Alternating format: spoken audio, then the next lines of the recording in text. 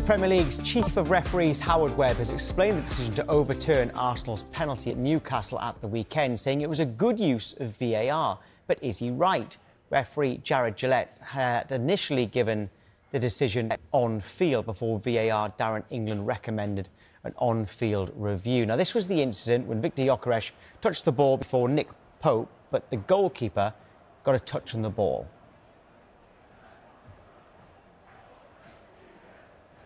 So Pope's right leg did make contact with Gyokores, but crucially, it was ruled that Pope's foot was planted and didn't drive it forward into the striker. The action by Pope was judged to be normal and not foul play.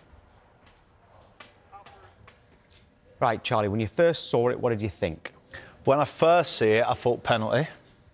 And then when they flipped it, just see that Nick Pope made the touch, this is getting overturned because it wasn't a penalty. So that's why VAR is used, to show that error was made, no penalty. Right, so touch the ball, OK. Before Gyokores? No, Gyokores knocked the ball past him. And yes, but then before he made contact with Gyokores, I'm saying. But the other bit here, interested to see what you think of this. So you've said touch the ball. Again, debatable about whether that was really relevant, but he says the fact that Pope's foot was planted means it isn't a foul because his foot didn't go towards the striker. Well, you can plant your foot down. Well, I'm not buying into that. I'm not buying into that bit, right? Because it almost seems, Tom, that there's different rules for goalkeepers than what there is outfield players. So I think Howard Webb's just adding fuel to the fire on that side of it. Just saying back the VAR, Darren England, that we made that decision, that wasn't a penalty.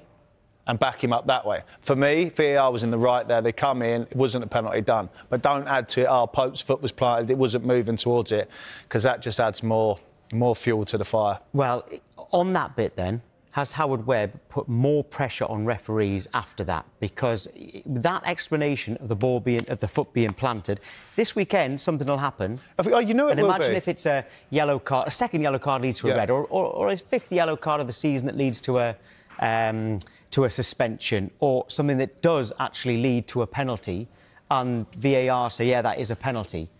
Every manager and the player can go back to that and say, but his foot was planted. But this is what I don't understand. That's why I'm saying it just adds more fuel to the fire on that scenario and then opens a big can of worms up for later down the line. Because, as you know, something will happen. It will happen this weekend, won't it? And this will be the conversation going into next. But instead of just saying and coming out, VAR was right into interfering into this decision. They overturned a penalty. It wasn't a penalty, that's it.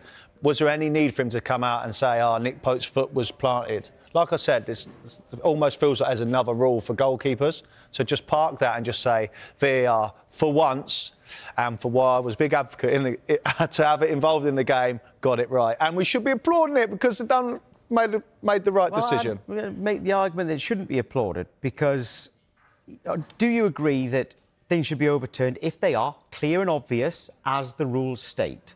Should it only be clear and obvious that VAR overturn it? The worst bit about it is, before I answer that, is there is clear and obvious. That might as well just be wiped out of the way, because we've seen in games gone by that they just get involved at every opportunity. But you think, should it be clear and obvious, or do you think it should be just get the decision right and take longer? I'd like them to get it right, but it needs to be quicker, so it has to be clear and obvious. So if I'm saying it needs to be clear and obvious, it should be a penalty. But because I can tell you that was not a clear and obvious error, and there is absolute proof that's not clear and obvious error, because I still think that that was a penalty. And here we are.